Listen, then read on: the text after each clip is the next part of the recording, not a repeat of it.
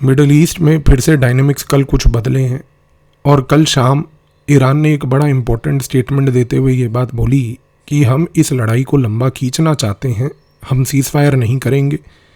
और दूसरा, उन्होंने न्योता दिया अमेरिका को कि आप आकर हमें इन्वेड कीजिए। बहुत महत्वपूर्ण बात है, किसी देश को न्योता देना कि आप आकर हमें इन्वेड कीजिए बहुत ज़्यादा ग्राउंड रियलिटी को अल्टर करने वाली चीज़ है। पर ईरान ने ये बात क्यों बोली? अब यहाँ पर कुछ चीज़ों को आपको समझने की आवश्यकता है। सबसे पहली चीज़ ये है कि ईरान में जब 1979 में रेवोल्यूशन हुआ था और अयतुल्ला रुल्ला खोमेनी ने शाह ऑफ ईरान को भगाया था और उसके बाद अपनी वहाँ पर एक इस्लामिक थियोक्रेसी इस्टेब्लिश की थी, उसके बाद अमेरिका इस चीज़ को लेकर बौखला गया था। इस बौखलाहट में अमेरिका ने ईरान के बगल में इराक जो है उसका सहारा लिया था। अब यहाँ पर एक चीज़ समझिए, इराक में उस समय एक व्यक्ति था जिसका नाम था सद्दाम हुसैन। सद्दाम हुसैन एक सुन्नी मुसलमान था। इराक में 65% जनता शिया है, 35% जनता 35% सुन्नी है। उस इराक में अमेरिका ने एक सुन्नी मुसलमान सद्दाम हुसैन को 35% वर्ग के व्यक्ति को चुनकर पूरे के पूरे इराक को कंट्रोल किया हुआ था। दूसरा, इराक के अंदर सद्दाम हुसैन को सपोर्ट अमेरिका ने इसलिए भी किया था क्योंकि सद्दाम हुसैन को वो प्रमोट करना चाहते थे as a counter balancer to Saudi Arabia. Saudi Arabia ये बात जानता था और सऊदी अरेबिया को ये बात बिल्कुल नहीं पसंद थी कि सुन्नी मुसलमान के वर्ल्ड में दो लीडरों को अमेरिका क्यों समर्थन दे रहा है। पर अमेरिका की ये डिवाइड एंड रूल पॉलिसी हमेशा से चल रही थी। 1979 में ईरानियन रेवोल्यूशन के बाद 1980 से लेकर 1988 तक इराक का अमेरिका ने प्रयोग किया। इराक में सद्दाम हुसैन को arms, ammunition, weapons, chemical weapons तक दिए और उन केमिकल वेपन्स का प्रयोग करवा के इराक के थ्रू ईरान के साथ एक लड़ाई मुलवाई। 8 साल तक ये लड़ाई चलती रही। इराक ने और सद्दाम हुसैन ने अपनी यूटिलिटी अमेरिका के लिए जस्टिफाई करी। इस जस्टिफिकेशन के बाद अमेरिका बड़ा खुश था कि उसने ईरान को कम से कम डिस्टेबलाइज तो किया। लेकिन 1990s में जब कोल्ड वॉर ख़त्म हुई, जब सोवियत यूनियन का कोलैप्स हुआ, अमेरिका सो कॉल्ड उसके बाद एक unipolar sole super power world का बन गया। उसके बाद ये परिस्थिति पैदा हुई कि अमेरिका को अब ये लगने लगा कि अगर हम विश्व के इकलौते सुपर पावर हैं तो पहली बात तो हम अब इस सुपर पावर की डोमिनेंस को असर्ट भी करेंगे। 1990s में गल्फ वॉर 1 हुई, वहाँ पर भी उन्होंने अपनी सुपर पावर स्टेटस को जताने की कोशिश करी। लेकिन जब 9/11 का अटैक हुआ, उस अटैक के बाद अमेरिका ने सबसे पहले तो अफगानिस्तान को इन्वेड किया। उसने कहा कि हम तालिबान और अलकायदा को वहाँ से हटाएंगे। 20 साल तक वो तालिबान के खिलाफ लड़ाई लड़ते रहे और उसके बाद 2021 में तालिबान के साथ लड़ाई करने के बाद उसी तालिबान को वापस छोड़ के अफगानिस्तान से आ गए। चलिए, अलग विषय है।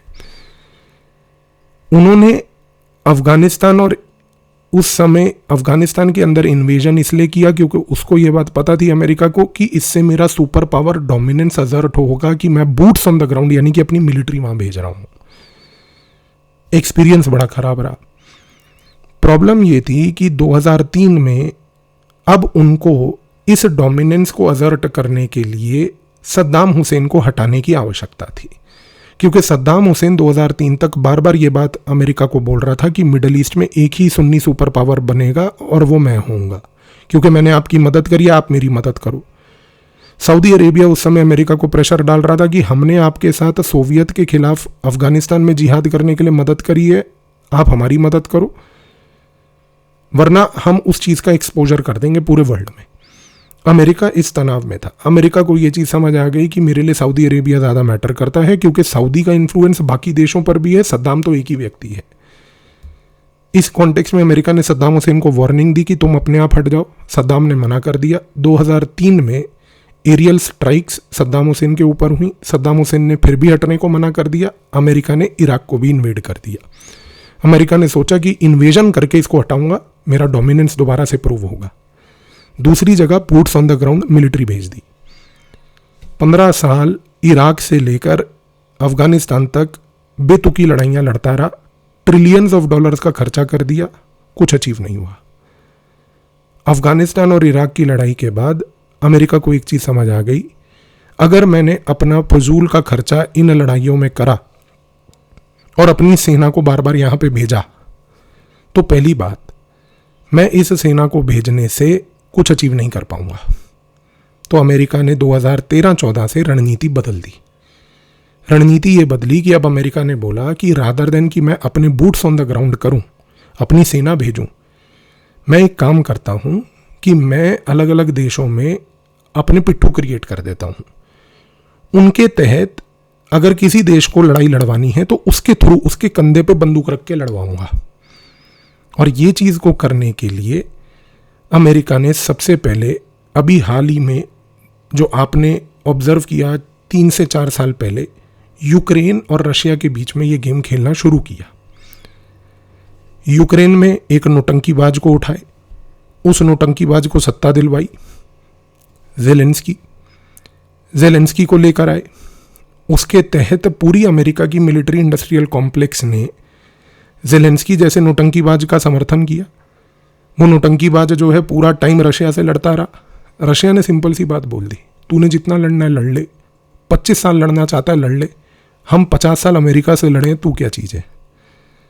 आप उस नोटंकीबाज की हालत देखो कि आज से 1 महीना पहले जनवरी के स्टार्टिंग में जेलेंस्की चरण चुंबक ट्रंप के चरणों में गिरकर भीख मांग रहा है उससे, ये कहते हुए कि भैया पुतिन को बोलो सीज फायर कर ले।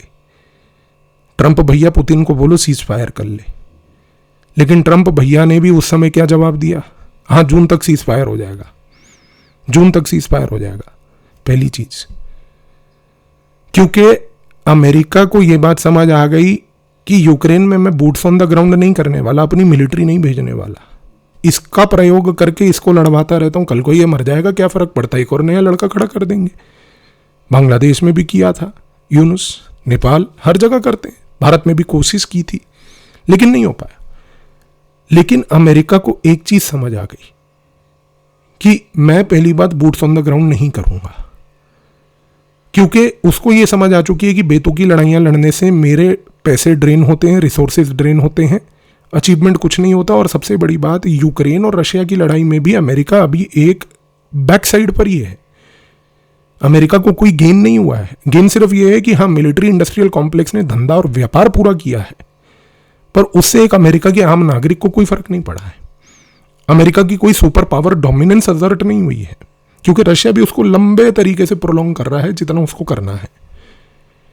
इस कॉन्टेक्स्ट में ईरान की रणनीति को समझिए। ईरान ने जो कल ये स्टेटमेंट दिया कि आप आइए इन्वेड कीजिए हमें, हम इस लड़ाई को लंबा खींचने के लिए तैयार हैं, वो इस पॉइंट को इसलिए ईरान ने बोला क्योंकि वो यूक्रेन के एक्सपीरियंस को देख चुका है, इराक और अफगानिस्तान के एक्सपीरियंस को देख चुका है, और सबसे बड़ी बात, ईरान ने जो पिछले कुछ दिनों में अमेरिका के मिडल ईस्ट में जितने बेसिस थे सबको तबाह कर दिया ड्रोन्स मार मार के। अमेरिका के जितने CIA के स्टेशंस थे सबको तबाह कर दिया ड्रोन मार मार के।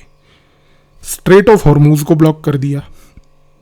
ईरान की रणनीति ये है कि अगर मैं इस मोमेंट पर अमेरिका को प्रोवोक करके यहां पर मिलिट्री इन्वेजन करवा दूं तो सारा तख्ता पलट जाएगा। एक चीज को समझिए, इस मोमेंट पर अमेरिका का राष्ट्रपति है ट्रंप। ट्रंप मेंटली स्टेबल व्यक्ति नहीं है। उसकी साइकोलॉजिकल प्रोफाइल जिसको पता है वो ये बात जानता है कि पहली बात तो वो एक नार्सिस्टिक व्यक्ति है, शॉर्ट टेम्पर्ड व्यक्ति है, और सबसे बड़ी बात उसके माइंड में किसी प्रकार की स्टेबिलिटी नहीं है जो कि एक विश्व के लीडर के माइंड में होनी चाहिए। ट्रंप का रवैया ये होता है कि रोज सुबह उठ के वो एक बच्चे की तरह कुछ नई चीज करने की सोचता है, रोज कुछ नया कैंपेन करने की सोचता है। देश ऐसे नहीं चलते। स्ट्रेटेजिक स्टेबिलिटी बड़ी क्रूशल है, और सबसे बड़ी बात यह है कि ट्रंप इस मोमेंट पर, क्योंकि मैंने आपको एक पॉइंट उसका बताया कि वो एक नार्सिस्टिक व्यक्ति है, उसको ईगो प्रेस बहुत पसंद है। उसको ये बात कतई ही नहीं पसंद कि कोई उसको बेसिकली आकर चैलेंज करे। आज से 1 महीना पहले ना एक वीडियो आई थी, आप उसको यूट्यूब पे जाकर देखिएगा, कि ट्रंप एक फैक्ट्री के दौरे पे गया था। उस फैक्ट्री के दौरे पे जब वो घूम रहा था तो वहां पर नीचे एक फैक्ट्री के कर्मी ने चिल्लाकर उसको बोला कि ट्रंप तुम पीडोफाइल हो, बच्चों का यौन शोषण करते हो, क्योंकि उसने ये किया एप्स्टीन के साथ मिलकर एप्स्टीन के आइलैंड्स पे। ट्रंप आग बबूला हो गया, लाल हो गया, अजीब प्रकार के साइंस दिखाने लगा उसको उंगलियों पे बना बना के। आप ट्रंप के रवैये को समझिए। ट्रंप मेंटली स्टेबल व्यक्ति नहीं है, वो प्रोवोक हो जाता है बहुत जल्दी जब उसको प्रोवोक किया जाए। तो ईरान यही कर रहा है। क्यों कर रहा है? क्योंकि ईरान एक चीज यहां पर यह समझा है कि इस मोमेंट पर ट्रंप रिपब्लिकन पार्टी का लीडर सत्ता में आया था ये कह के कि मैं विश्व में किसी लड़ाई को नहीं लड़ूंगा, अमेरिका की सेना को तो कतई ही कहीं नहीं भेजूंगा, कहीं नहीं भेजूंगा। और सबसे बड़ी बात देखिए कि आज अगर मान लीजिए ईरान अमेरिका को प्रोवोक इस पॉइंट पर कर देता है कि अमेरिका अपनी सेना को मजबूरन यहां पर उतार देती है, इस कॉन्टेक्स्ट में क्या होगा? सबसे पहले तो अमेरिका के पास जितने भी बेसिस मिडिल ईस्ट में थे और CIA के स्टेशन थे सब तबाह हो चुके हैं। उसको पहले तो इन्वेस्टमेंट करके उनको बनाना पड़ेगा। दूसरी सबसे बड़ी बात, यहां पर जितना लाखों डॉलर का खर्चा होगा उससे अमेरिका के रिसोर्स ड्रेन होंगे। तीसरी सबसे बड़ी बात, अमेरिका के अंदर सुप्रीम कोर्ट ने अमेरिका की ऑलरेडी वहां की टैरिफ्स को तबाह कर दिया है, क्योंकि वहां की टैरिफ्स अब खत्म हो चुकी हैं और टैरिफ्स के ऊपर एक पॉज आ चुका है। पहली बात तो उस कॉन्टेक्स्ट में ट्रंप के पास वो इनफ्लो ऑफ कैश भी नहीं आ रहा। टैरिफ्स अगर उसको लगानी है तो यूएस कांग्रेस के पास जाना पड़ेगा, और कांग्रेस इस मोमेंट पर इस मूड में है ही नहीं कि वो ट्रंप का समर्थन करे। तो पैसे की किल्लत और पैसा खर्चने के लिए मजबूर किया जा रहा है। और चौथी सबसे बड़ी चीज, रिपब्लिकन पार्टी के जितने अंधभक्त जो वहां पर मागा सपोर्टर थे वो ट्रंप का समर्थन इस पॉइंट पर करके आए थे कि ट्रंप लड़ाइयां नहीं लड़ेगा, अमेरिका को ग्रेट बनाएगा दोबारा, क्योंकि उसकी अर्थव्यवस्था मजबूत करेगा। ईरान ने अगर यहां पर ट्रंप को मजबूर करके प्रोवोक कर करके इधर ईरान के अंदर एक इन्वेजन के लिए प्रोवोक करके बुला लिया, जिसके लिए फिर ट्रंप को पूरा यहां पे मिडिल ईस्ट में एक सिक्योरिटी सेटअप क्रिएट करना पड़ेगा और सिक्योरिटी सेटअप क्रिएट करके पैसा खर्चना पड़ेगा, तो उसके वहां पर मागा अंधभक्त जो हैं वो अपसेट होंगे। वो अपसेट होंगे तो रिपब्लिकन पार्टी जो मर्जी नैरेटिव बना ले, उस नैरेटिव का इवेंचुअली कोलैप्स होगा। इसका कॉन्सिक्वेंस ये होगा कि आने वाले समय में जब अमेरिका में दोबारा चुनाव होगा तो वहां पर जो डेमोक्रेटिक पार्टी है उसको ऑटोमेटिकली एक प्लेटर पे पड़ी हुई सत्ता मिल जाएगी। अब वो अलग बात है कि डेमोक्रेटिक पार्टी के पास वहां पर कोई कैंडिडेट ही नहीं है, क्योंकि वहां पर डेमोक्रेटिक पार्टी के कॉन्टेक्स्ट में पहले भी उन्होंने देखिए वो लेडी पप्पू को उतार दिया था वहां पर, कमला हैरिस, जिसको पता ही नहीं था जीवन में करना क्या है। इस कॉन्टेक्स्ट में वो भी चुनाव हार गई। अब आने वाले समय में डेमोक्रेटिक पार्टी का इस समय एक ऑपोजिशन जो वहां पर है, हमारी तरह उधर भी वही हालात है कि भाई कंप्लीट लीडरशिप वैक्यूम है। इस कॉन्टेक्स्ट में चीज को समझिए कि रिपब्लिकन पार्टी के उस थॉट प्रोसेस और उस विचारधारा को कोलैप्स करना कि मैं लड़ाई नहीं लड़ूंगा। दूसरा, अर्थव्यवस्था के लिए जो ट्रंप ने यहां पर बड़े बड़े वादे किए थे कि हम जो है अमेरिका को विश्व की नंबर 1 शक्ति बना देंगे और सब कुछ ये कर देंगे, उसके लिए जो पैसे की किल्लत इस मोमेंट पर हो रही है, खास करके ट्रंप के सुप्रीम कोर्ट के रवैये के बाद टैरिफ्स को लेके, यहां पर ईरान इस प्रकार की कैलकुलेटेड मूव से जो उसने कल ये स्टेटमेंट दिया उसका कॉन्सिक्वेंस बहुत बड़ा है। और ये इसलिए भी है क्योंकि अमेरिका के साथ जितना आप अगर कभी अमेरिका की इतिहास को लेकर कोई किताबें अगर पढ़ते हो तो आप उनमें एक पॉइंट समझोगे कि अमेरिका हमेशा एक ऐसा देश रहा है जिसने किसी भी लड़ाई में जाने से पहले अपना एंड गोल सेट किया है। ईरान में भी लड़ाई लड़ने से पहले अमेरिका ने क्या एंड गोल सेट किया कि मुझे इस्लामिक रेवोल्यूशनरी गार्ड कोर का व्यवहार चेंज करना है, मुझे ये इंश्योर करना है कि IRGC जो है यहाँ पर मिसाइल ना बनाए, प्रॉक्सी ग्रुप्स का समर्थन ना करे और किसी प्रकार से न्यूक्लियर इनरिचमेंट ना करे। अब क्योंकि अमेरिका यहाँ पर इस एंड गोल को लेकर दिमाग में उतरा है तो अमेरिका का उद्देश्य ये है कि इस एंड गोल से डिविएट नहीं होना। तस्से मस हो जाऊं लेकिन इस एंड गोल को अचीव करके रहूंगा। कल ईरान ने इस एंड गोल के अचीवमेंट में एक डिसोनेंस पैदा कर दिया। इस डिसोनेंस का मतलब ये नहीं है कि अमेरिका जो है एकदम से बौखला जाएगा और परसों ही सुबह आके इन्वेड कर देगा, वो नहीं होने वाला। पर किसी भी मिलिट्री लड़ाई के दौरान एक स्ट्रेटेजिक लेवल पर एंड गोल के अंदर एक डिविएंस क्रिएट करना और यहां पर एक डिविएशन थॉट प्रोसेस में ला देना इटसेल्फ एक देश को इस लड़ाई के दौरान एक दुविधा में डाल देता है। क्योंकि अमेरिका की जो स्ट्रेटेजिक थिंकिंग है वो बहुत अलग है। वो इस प्रकार की अलग है कि वो अपने एंड गोल को कभी भी चेंज नहीं करता है। वो मीन्स को भी बेसिकली इस प्रकार से मोल्ड करता है कि एंड गोल जो है वैसा ही रहे। और ईरान ने क्या करा है कि एक एंड गोल को बदलने की कोशिश की है। आप ईरान को समझिए कि ईरान ने बोला कि तुम एंड गोल में ये मत करो कि IRGC का व्यवहार बदलेंगे एटसेट्रा, तुम हमें इन्वेड करो आके। क्योंकि ईरान ये बात जानता है अगर अमेरिका इन्वेड किया, और सबसे बड़ी बात इजराइल बार बार अमेरिका को प्रोवोक करेगा, हाँ आओ आओ इन्वेड करो। क्योंकि यहां पर जितना इजराइल चाहेगा कि अमेरिका इन्वेड करे, ईरान भी उतना ही चाहेगा कि अमेरिका इन्वेड करे। और अमेरिका अगर प्रोवोक होकर इन्वेड करता है तो अमेरिका के लिए इराक और अफगानिस्तान का एक रीडू होगा। और इस मोमेंट पर अगर ईरान की ये स्टेटमेंट सच हो जाती है और ये अगर स्ट्रेटेजिक डिसोनेंस पैदा कर देती है अमेरिका की थॉट प्रोसेस में, तो फिर आने वाले समय में आप देखिएगा कि उसके बाद अमेरिका का रवैया मिडिल ईस्ट में क्या होता है। क्योंकि अब चीज़ें आसान नहीं होने वाली हैं। क्योंकि इस मोमेंट पर अमेरिका के मिडिल ईस्ट के सारे बेसेस, मिडिल ईस्ट के अंदर जो इस मोमेंट पर अमेरिका अपने आप को नेट सिक्योरिटी प्रोवाइडर बनाने की कोशिश करता आया था, वो पूरा ड्रीम कोलैप्स हो चुका है। और यहां पर एक पॉइंट मैं और बता रहा हूं, खास करके उन लोगों के लिए जो लार्जर जियोपॉलिटिक्स समझते हैं, कि क्योंकि यहां पर मिडिल ईस्ट में ईरान ने अमेरिका के जितने भी समर्थक देश थे उन सब की सिक्योरिटी सिस्टम्स को कोलैप्स कर दिया है, उनके बेसिस को टारगेट करके। इसका कॉन्सिक्वेंस अब दो जगह होने वाला है। यूरोप में भी एक रीथिंकिंग होगी कि कल को अगर हमारी लड़ाई रशिया यूक्रेन के बीच में इस प्रकार से बढ़ गई कि रशिया ने, मान लीजिए अमेरिका के मिडिल ईस्ट की तरह जो बेसिस यहां पर थे, अगर रशिया ने यूरोप के अंदर वो बेसिस को टारगेट कर दिया, और वो भी सस्ते ड्रोन बना के, क्योंकि ये सारे लोग ड्रोन का खेल खेल रहे हैं, रशिया भी, चाइना भी, आप साथ में तुर्की को भी देख रहे हैं। तुर्की को फॉर द टाइमिंग साइड कर देते हैं। तो रशिया ने कल को मान लीजिए ड्रोन मार के अगर यूरोप में वो मिडिल ईस्ट की तरह वाला गेम वहां पर भी यूरोप में खेल दिया कि अमेरिका के वो सारे बेसिस को जो उन देशों में बने हुए थे उनको तबाह कर दिया, तो यूरोप में इस मोमेंट पर एक रीथिंक चल रहा है कि क्या हमें अपनी सिक्योरिटी अमेरिका के अम्ब्रेला सिक्योरिटी से लेनी चाहिए या नहीं। और इसका दूसरा कॉन्सिक्वेंस पता कहां होगा? साउथ ईस्ट एशिया में। साउथ ईस्ट एशिया के देश जो इस मोमेंट पर अमेरिका की सिक्योरिटी अम्ब्रेला में है, साउथ कोरिया हो गया, वियतनाम हो गया, टू सम एक्सटेंट जापान हो गया, ऑस्ट्रेलिया, न्यूजीलैंड हो गए, इन सारों में भी एक रीथिंक हो रहा है इस चीज को लेकर कि भाई हमारे सामने भी ये चाइना है, सस्ते ड्रोन मैन्युफैक्चरर का सबसे बड़ा चैंपियन है, सस्ती टेक्नोलॉजीज का चैंपियन है। कल को अगर चाइना ने वो रणनीति साउथ ईस्ट एशिया में अपना दी जो ईरान ने मिडिल ईस्ट में अपनाई है और रशिया ने यूरोप में अपना दी, तो इस मोमेंट पर यहां पर जो सिक्योरिटी कोलैबोरेशंस थे वो टूट रहे हैं दिन प्रतिदिन।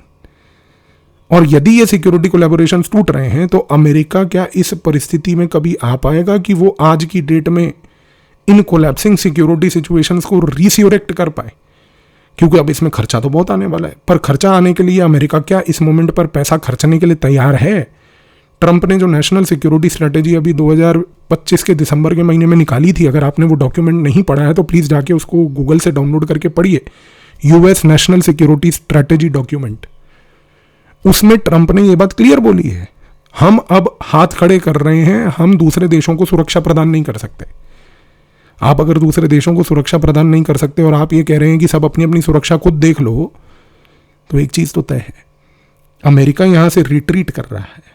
ये नेशनल सिक्योरिटी स्ट्रेटेजी बोल रही है, ईरान बोल रहा है रिट्रीट मत करो, आओ कूदो। और अगर ऐसी परिस्थिति में वो कूदवाने में यहां पर सक्षम हो जाता है तो गेम बदलेगा। तो ये स्टेटमेंट बड़ा महत्वपूर्ण है।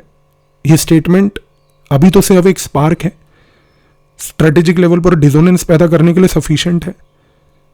आगे ये प्रोवोकेशन कैसे बढ़ता है, इस चीज़ को गौर करके ऑब्जर्व कीजिएगा। ये बहुत बड़ी चीज़ होने वाली है। कैसे अनफोल्ड होता है व्यवहार देखते हैं।